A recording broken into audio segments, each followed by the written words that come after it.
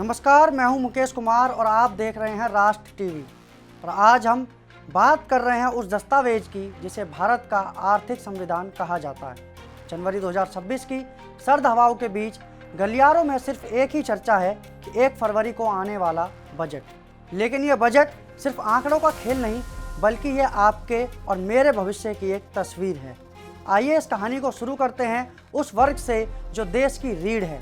जब हम अर्थव्यवस्था की बात करते हैं तो सबसे पहला ख्याल उस आदमी का आता है जो हर महीने अपनी सैलरी से टैक्स कटते हुए देखता है। यहीं से हमारी पहली बड़ी उम्मीद जुड़ती है, टैक्स स्लैब और राहत की।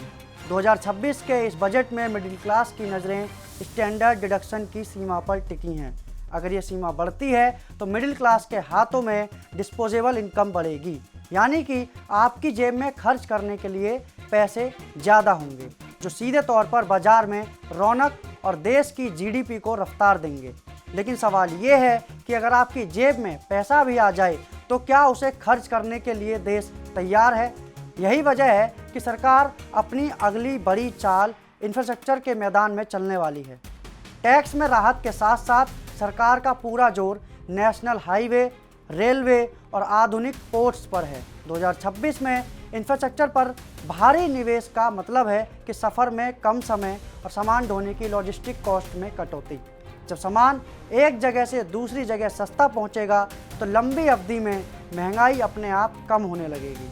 सड़कें और ट्रेनें तो बन रही हैं, लेकिन 21वीं सदी का भारत सिर्फ ईंट और पत्थर से नहीं बल्कि कोडिंग और डेटा से बनेगा। इसलिए इस बजट का एक बड़ा हिस्सा डिजिटल इंडिया और तकनीक के नाम होने जा रहा है। इस बार का बजट आर्टिफिशियल इंटेलिजेंस यानी कि एआई और स्टार्टअप्स के लिए एक नई सुबह लेकर आ सकता है।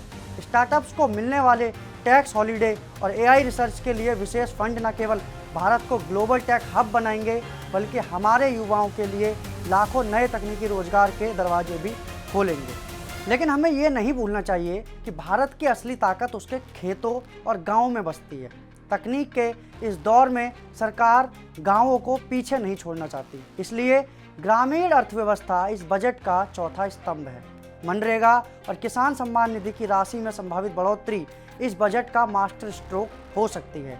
गांवों में पैसा पहुंचने का सीधा मतलब है कि ग्रामीण मांग में तेजी। जब गांव का किसान समृद्ध होगा तभी भारत की किसान दर 8% के पार पहुंच पाएगी। उम्मीदों की ये चमक जितनी सुनहरी दिखती है, इसके पीछे चुनौतियों के उतने ही गहरे बादल भी हैं, क्योंकि हर फायदे के साथ एक जोखिम जुड़ा होता है और बजट 2026 इन चुनौतियों से अछूता नहीं है।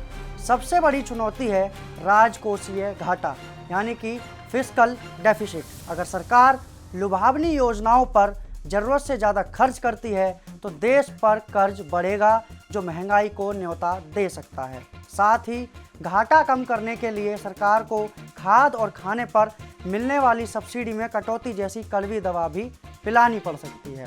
अब इन सारे पहलुओं को मिलाएं तो बजट 2026 एक ऐसा तराजू है जिसके एक पलड़े पर मिडिल क्लास और किसानों की उम्मीदें हैं तो दूसरे पर देश की आर्थिक सेहत की चुनौतियाँ। वित्त मंत्री को इस तराजू को बीच में ही रोकना होगा। अब सवाल ये है कि क्या 1 फरवरी को ये संतुलन सधेगा? हम सभी की नज़रें उस लाल बही खाते पर रहेंगी। आज की हमारी इस विशेष रिपोर्ट में बस इतना ही। शुक्रिया।